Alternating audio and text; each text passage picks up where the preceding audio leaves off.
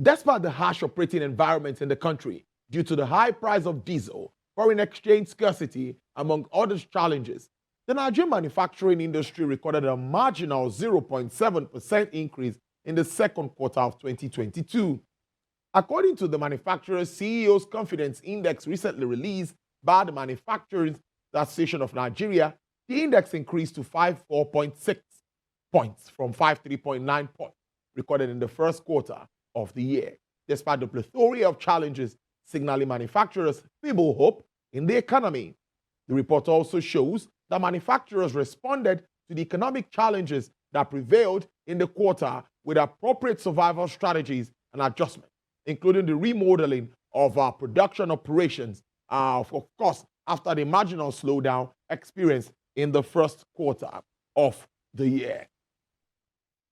To discuss this development, to assess the outlook of the sector in the second half of the year, I'm being joined virtually by the Managing Director and Chief Executive Officer of Dignity Finance and Investment Limited. He's also a past Director General of Abuja Chamber of Commerce and Industry, Dr. Chijoke Ikechukwu. Good afternoon, Dr. Ikechukwu. It's really good to see you. Good afternoon. It's my pleasure. Good afternoon. Yes, I know we are talking manufacturing, but something came to my mind while I was taking the introduction to this discussion, and it's the issue around Forex, which is also important for manufacturers. The CBN has come out to say they are trying to manage the demand and supply side. You are an operator and you know what is happening in the business environment. Do you think they are doing enough? What can be done? More than 700 Naira to a dollar as we speak. It is worrisome.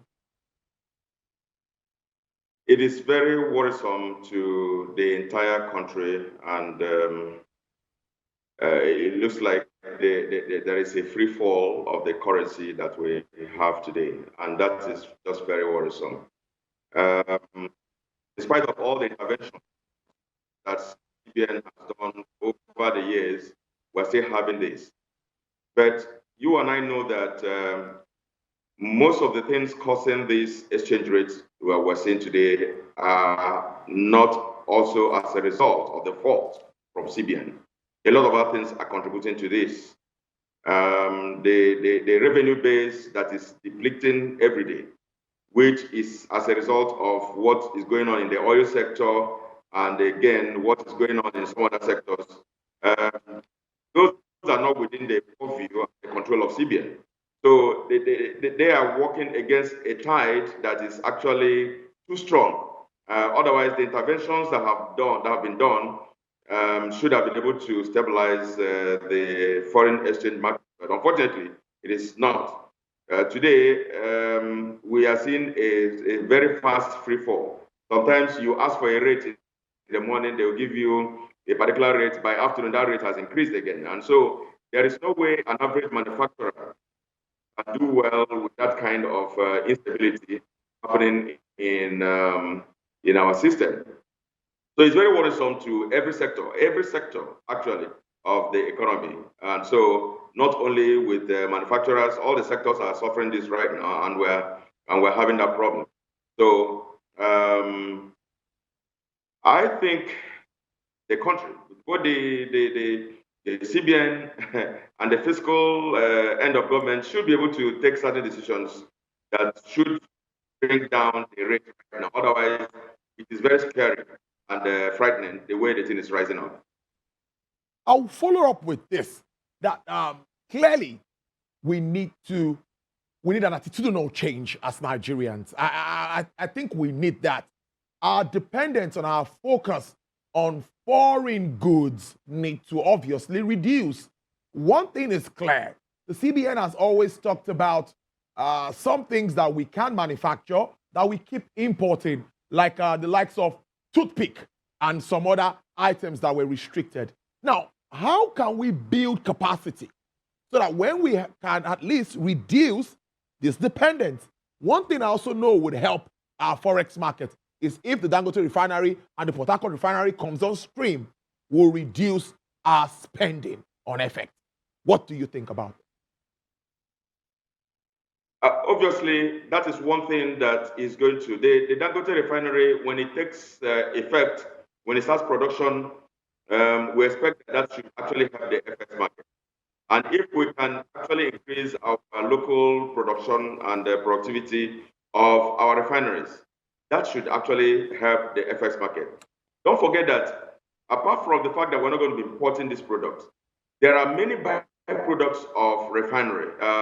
We are talking about the carbon black, there are paraffin wax, and many things that are really byproducts that are also being exported and to gain so much of FX. So we expect that there will be a lot to be exported when that is taking place. There won't be any pressure, obviously, on the government on whether to import petroleum products or not. We'll be exporting our products and we'll be getting our revenues, and those are the things that are going to help Nigeria.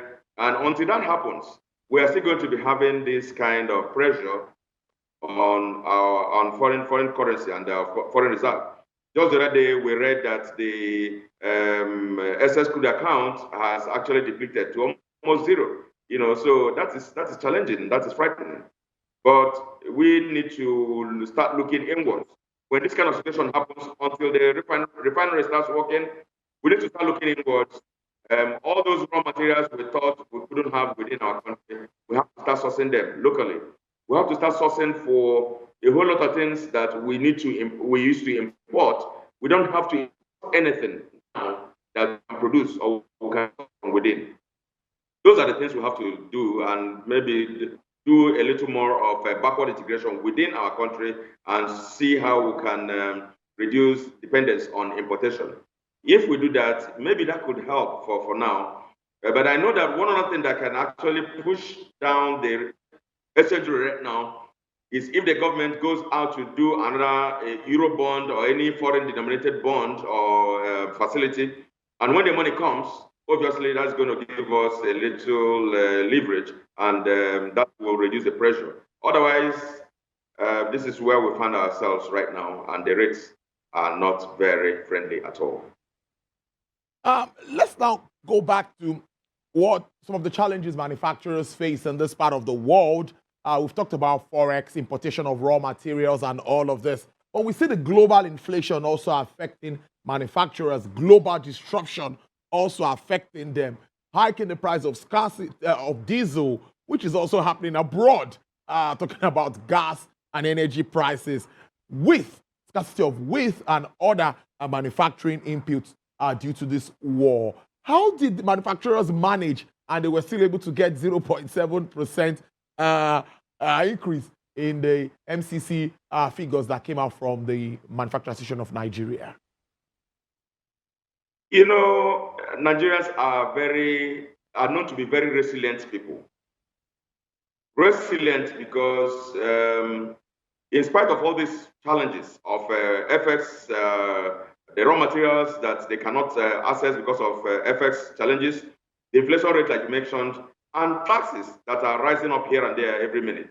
Don't also forget the fact that we have insecurity all over the place. Yet, the resilience in Nigerians will always make it possible for us to continue to strive to do business. They're saying that when one road closes, another one opens. Is a saying that actually tells a lot about what we do. There must be always a way out in solving our problems. Whether there will be problems, these problems will continue to exist. But as you continue to meet with your management team, you have to keep finding solutions to every single problem and to see how they will be solved. This MCCI is a confidence of CEOs of all these companies under man. They believe that there is still light on the other side of the tunnel, and when they believe so, they believe again that when we run through this government, the next years, things are going to happen. So that confidence means that whatever problem you're going through right now, you have to sustain it. You have to find solution to it in order for you to remain in business.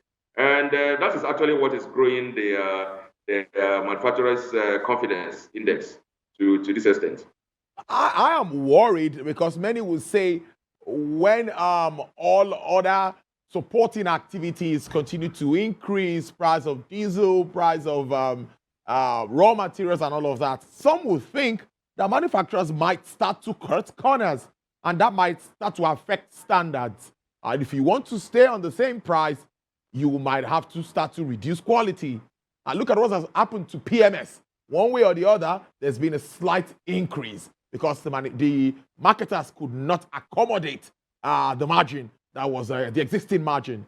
So do you think that manufacturers will still want to, meet up with all of the standards coupled with these challenges that they face? When situations like this happen, situations of inflation or high prices of goods and services, the ultimate price will always be paid by the consumers, ultimate consumers. If there is an increase in the price of diesel, the manufacturer adds that to his cost of production. And when he adds that to his cost of production, it will affect his cost, the selling price. And when it affects his selling price, the ultimate consumer will pay more for it. So as far as they're concerned, consumers are still able to pay for certain productions that are taking place. And if that is the case, they are still in business.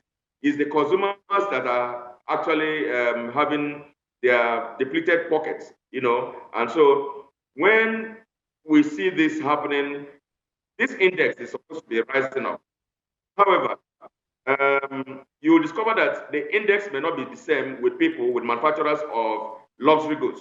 Usually when these things, when there is this kind of headwinds, manufacturers of luxury goods are going to be having reduction in demand of their products. So, but when you are producing basic needs of people, food items, confectionaries, we are expecting that people must wash their clothing, so they must use bathing soap and washing soap. People must eat their food. So the only thing is that consumers are going to be consuming, obviously, but are going to be paying higher for it. But if they are manufacturing some luxury goods, people can do without repainting their houses for now, and think they have to wait until the right time. And some other luxury goods, like some kinds of gold and ornaments and maybe vehicles, may not actually be a time for now. So that's just what is pushing up the index for manufacturers. Let's wrap up on this note. What ease of doing business strategy do you think governments can, adopt or follow up with to make it easier for manufacturers while they grapple with issues at one end? At least they could be eased up at the other end. This is not a time for multiple taxation.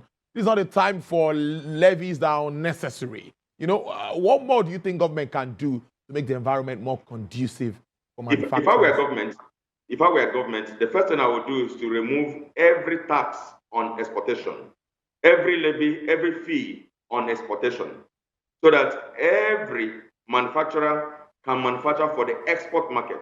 Because if you're manufacturing for the local market, you may not make so much profit. So remove all taxes, remove all levies, remove all things coming from, that are paid by exporters, and make export business as free as possible, so that everybody will start thinking export and not import in any form. If that is done, you see that a lot of manufacturers, even though they are losing, they are incurring more costs producing locally, they're going to be thinking that when they export, they will cover it considering the exchange rate. And that is what I thought government should do right now. Remove all levies and all taxes on exportation, and let us have more export products and more exporters going forward. Amos, thank you so much. But just in 1 minute, any outlook? What is your projection with the outlook? Don't forget, we are moving towards an election year, and many believe that a lot of shift is going away from economic policy issues, and it's moving towards politicking. What's your outlook for manufacturing at this time?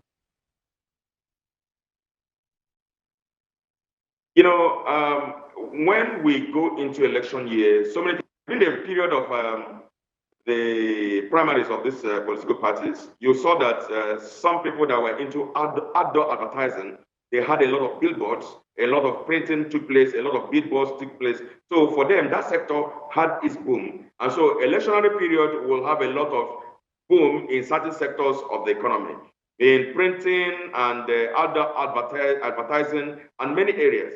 In some other areas, there may be a slow or a lull in that area just because people are just watching the economy and things like that. Usually, towards the end of a particular tenor like this, businesses slow down. So, but I do not think that will obviously affect the outlook so much. The only major thing that will affect outlook right now, from my own expectation, is the level of insecurity, which is threatening so much.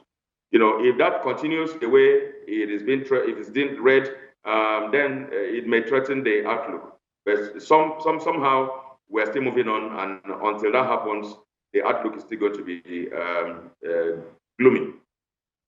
It's a good way to live it. Managing Director, Chief Executive Officer of Dignity Finance and Investment Limited, Dr. Chijoke Ekechukwu. Thank you so much, and do enjoy your weekend.